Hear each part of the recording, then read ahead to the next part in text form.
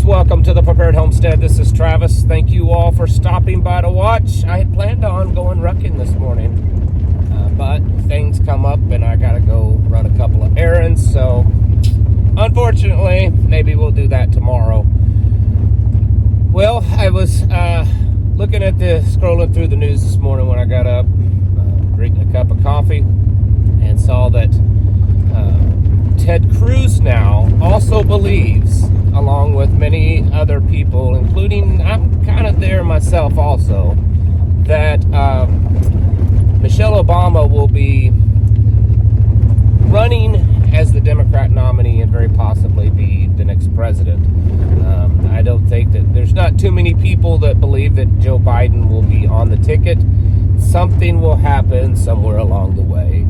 Even a lot of liberals are starting to sign on to this theory. But the idea is that Michelle Obama, remember just a few weeks ago, Barack Obama's brother made a video posted online saying that that's what she was doing. She was, and I don't think that they're very close, but he said, yeah, that's what she's doing. She's setting herself up to run. Her biographer, I think, the person that was or is or something, had written a biography of her, said the same thing. So, folks, if the collapse isn't in full force and overtly obvious by the time the next president sits in the White House, if it is Michelle Obama, you can rest assured that the republic is gone. And that's just an opinion. Let's see, what else was it in the news? I'm driving and got myself all mixed up, so trying to remember everything. That F-35 that went down, still really strange. Now they're saying that it went down, that the pilot ejected because of bad weather. I mean, I'm no pilot or any expert into that area, but an $80 million plane can't fly through a storm. That's strange. I don't know. The whole thing is just really unusual. The Border Patrol, the border crisis is just worsening every day. It's not getting any better.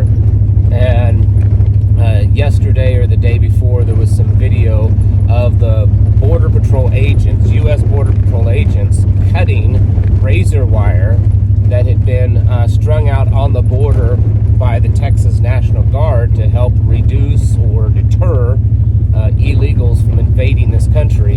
And the U.S. Border Patrol was going through and cutting it. Now, since then, Texas Governor Greg Abbott, which I'm not a big fan of, but regardless of that, he has declared that this is an invasion and that he is going to be sending Texas National Guard and Texas DPS, their state police, down there to try to stop this invasion. He said this is no longer about just immigrants or refugees or anyone coming into this country. He's saying that this is an all-out invasion.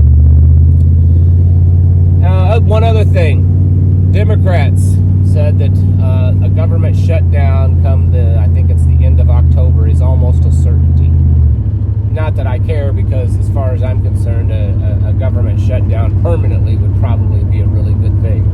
But anyways, they're saying that, so I'm sure there'll be some drama out of that. We'll probably go into debt a bunch more, and because that's what we're doing, we're going into debt something like $5.8 billion a day. A day. That's insane, folks. $5.8 billion a day. Like more than Donald Trump's wealth a day we're going into debt. Shift gears because, I have to throw something out there that's somewhat interesting, like news and, drama and the world is ending, to just get people to watch actual educational content. People complain about, you always talk about all the bad stuff going on, never give us any, educational stuff to learn. Well, when I do, no one watches it. It's probably the YouTube algorithms and all the, phony LARPers out there that really aren't doing anything to prepare. But anyways, I talk about preparedness all the time in many ways. I do a lot of emphasis also on spiritual preparedness in my podcast yesterday. I spent about half of the podcast really going deep into what that means, at least from my point of view, of how we need to be spiritually prepared because of the level of spiritual warfare that we're fighting, the principalities and the evil of this this earth. But there's also another kind of preparedness that we need to be focusing on that is extremely critical to what we're doing, and it's family preparedness. And what I mean by that, I don't necessarily mean getting your family out and training and making sure they have all the gear and making sure they know all the code words and how to do things. I'm talking about making sure that your family is close, that your family is tight, that your family is the ride or die kind of family. One of the major attacks that's been in this world in the last several decades really has been an attack on the family. It's a war against the family. The war has become more and more profound, and it's taken its toll on the family, even amongst conservative, God-fearing people. And so we need to be aware of that and fight against that. We need to make sure that our relationship with our spouse is as solid as it can be. If you have problems communicating, if you can't get along, if you're distant with each other, how much worse do you think it's going to be when the world starts falling apart and there's all these stressors and you as an individual mentally are being pushed to your extreme limit?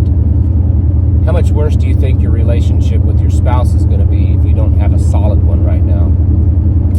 What about with your children? Do they trust you? Do they love you? Do they obey you? Do they know that you've got things under control and that your plan is what they need to stick to?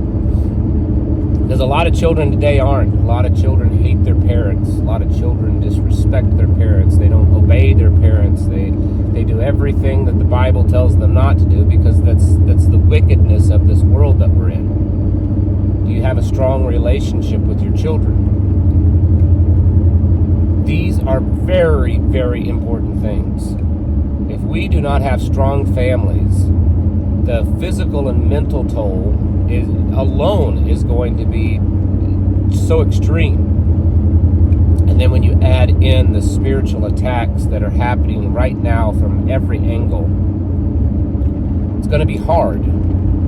Not impossible, but hard. And only those that have put the effort into spending time with their families, of building strong bonds with their families.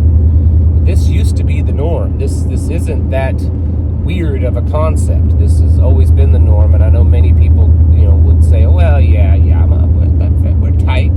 Family's tight." Are you really? Do you really have that kind of relationship with your wife or your husband or your children?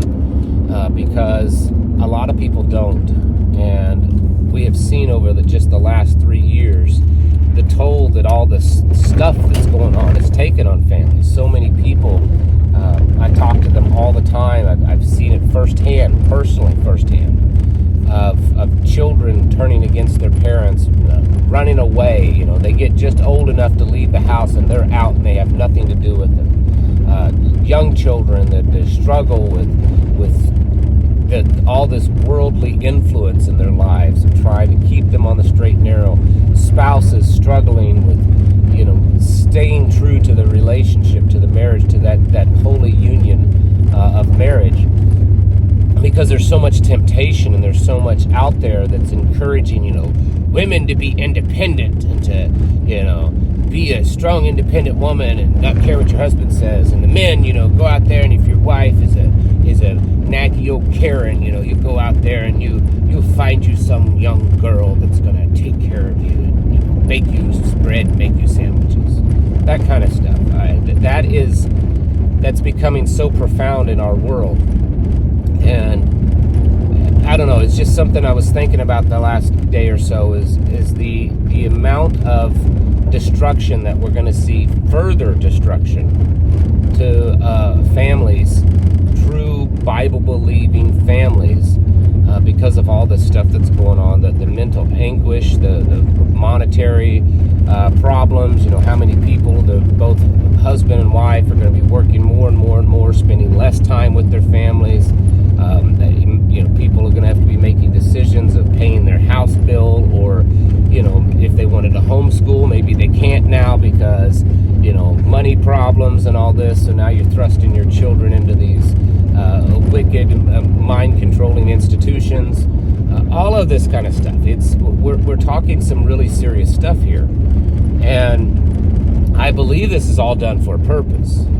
The family, I believe, aside from creating the world and humanity, I believe the family is one of the Father's greatest creations. I believe it was created to be a representation of our relationship with Him, and there's so many references to that in the Bible.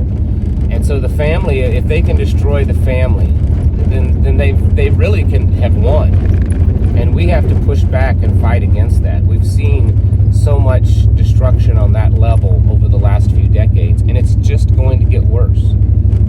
It's not getting any better. You see all this stuff. Now we've got teachers in schools, teaching children that their parents aren't the ones in charge, or their parents aren't the ones that care for them, that the teacher is, to trust in the teacher, to come to the teacher, with the pink hair and the rainbow, nose rings and all this kind of stuff. Come to the teacher and confide in them and listen to the teacher. The teacher will cover for you and lie for you. This is the mental manipulation that's happening in the world today, and it's very profound. And we have to be aware of it, number one, and then we have to be fighting against it. We have to be taking as much time as we can to building those relationships with the family. I believe that prepping and a lot, especially survival type stuff, that you can actually develop skills, is also great at building bonds with your family. Take your family out on a camping trip and do some skill stuff and just have a good time. We have to do this, because if we don't, when it all comes falling down around us, and the only thing that's left is your family, if that's not strong, it's going to be, on the very least, miserable, and most likely very destructive. The Bible talks about how a brother will sell his brother for bread, and that children will turn against their parents and murder them. All this kind of stuff.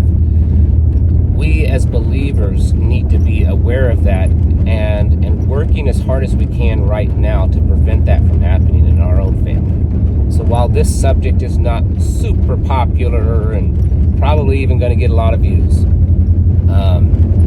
it's something that we need to be doing. Maybe you can kind of fight back against YouTube and click the like and subscribe button and make a comment, because that actually overrides the YouTube algorithms. But because this message needs to be gotten out. I mean, we hear stuff all the time, and I say it too, guns and supplies and gold and silver and training and shooting and all that kind of stuff. What about this? If you don't have your family together, then man, I don't know what's going to happen. It's going to be destructive. So we need to work on those bonds and building them. Folks, it's time to get your houses in order and to prepare yourselves mentally, physically, and spiritually.